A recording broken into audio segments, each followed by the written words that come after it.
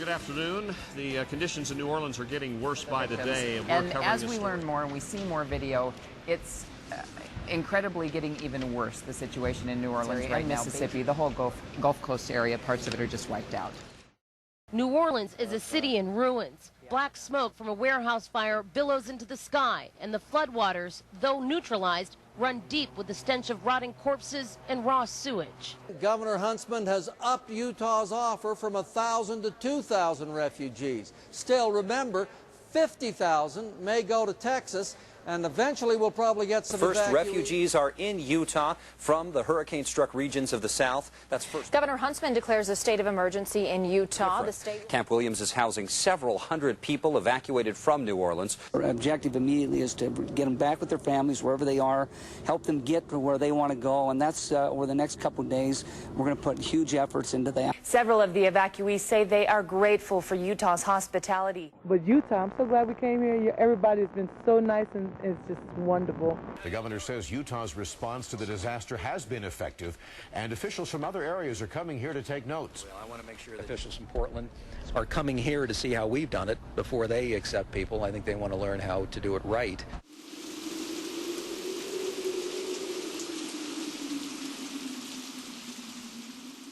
Well, this was obviously a big story nationwide, and the fact that when we found out that our governor had agreed to house 1,000 to 2,000 evacuees here in Utah, we knew pretty early on that we're probably going to have a lot of media attention, and not just local media attention.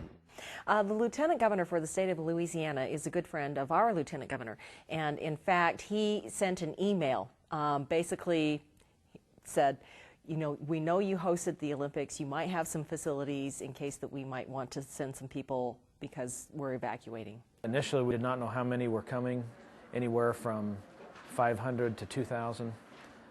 We anticipated that this would probably be a significant media event. Usually we make plans for evacuating people out of a hazard area, and now we're actually receiving people coming out of a hazard area in another state, and we've never done anything like this.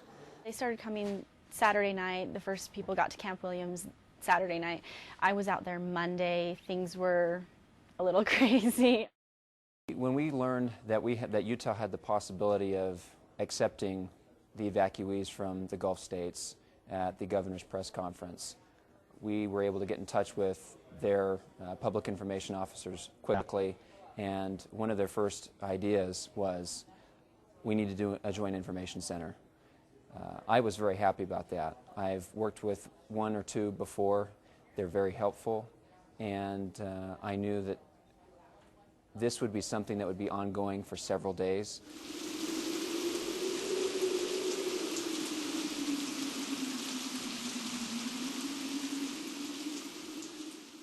One of the reasons why we felt it was so important to put together a joint information center in the first place is because we knew that there would be all aspects of state government involved in this process, from providing basic food and clothing and shelter for these people who have had nothing for up to a week. Pretty much every state agency was involved, and that's what we found pretty early on, that the governor had involved every aspect of state government. So what we felt like it would be best to do is provide a one-stop calling center for the news media to be able to access whoever they needed to in this process. The way that we set this particular operation up is we took the incident command system and made it an overlay onto the National Guard that had the infrastructure to be able to do all the functions that we needed to accomplish to do this. And of course, one of the central components of an incident command system is the public information piece. The response was overwhelming. It was 4, 5, and 6 teams from every news, particularly the TV stations, sending out that many cameras with that many reporters from each station.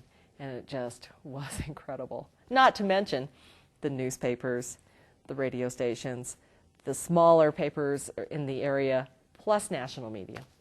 I think for those who organized the Joint Information Center, it was very difficult and a lot of work to set those things up. On the other hand, for us, it was very easy. We had 3 phone numbers to call, and were able to get to a person and have the question answered, regardless of who it was.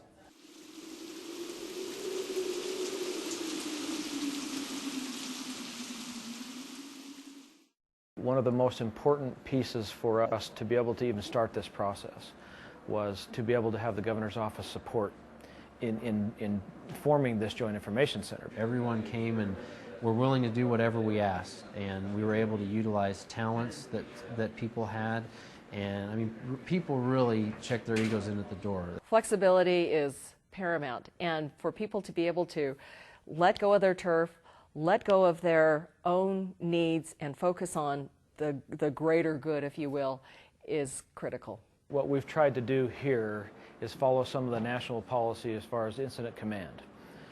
We have key people in key positions to help maintain the functionality of our Joint Information Center.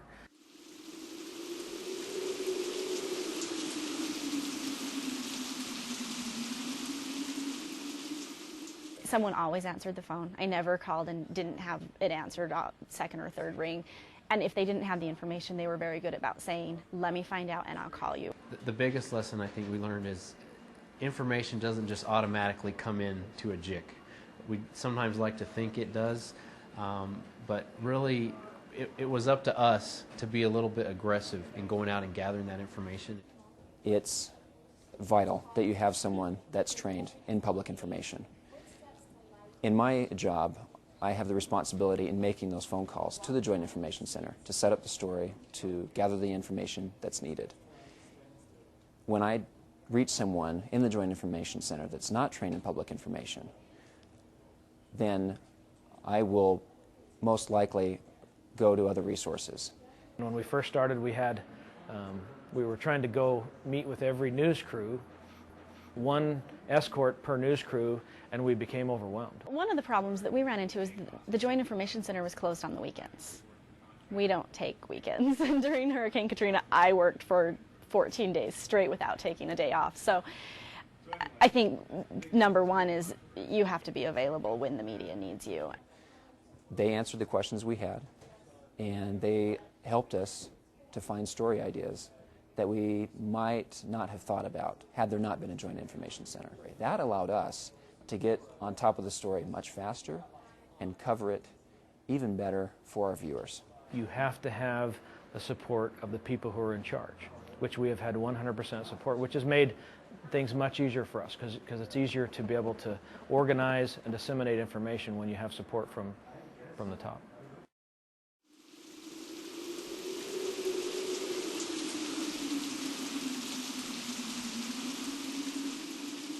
Reporters understand change and really well because our days are always changing, but just have that plan in place, know basically what you want to do, who's going to staff it, what will be available, what hours you'll be available for the media. The Joint Information Center and the command staff out there would hold the daily briefings for the media, and quite honestly, that took much of the heat, if you will, off the governor's office. The feedback that I'm getting, at least from our local news media, is that they've been very pleased with the access they've had. It's not complicated. It's very easy for them, which makes, I think, for better reporting. I would say whatever expense it takes for your public information officers to get the training, spend it, because it's money well spent in the end. And if your PIOs can learn from other areas of the nation that are doing things well, send them there. Let them know, let them learn from the people who have done it before, so that then when they come back, they can build a system that works for you. The two functions that, and people that I need to have with me when I'm out here doing anything is I need to have a finance person and I need to have the Joint Information Center. We had all kinds of questions. We wanted questions answered, we wanted stories to be able to do, and we had one place to go to. And that was great. And the feedback we received from them, from the local media that we work with on a regular basis and have a pretty good relationship, from them the feedback has been, you know, we've appreciated this. And I believe that has helped in our relationship with the media. Having the Joint Information Center for this event was critical. It was absolutely the very best thing we could have done.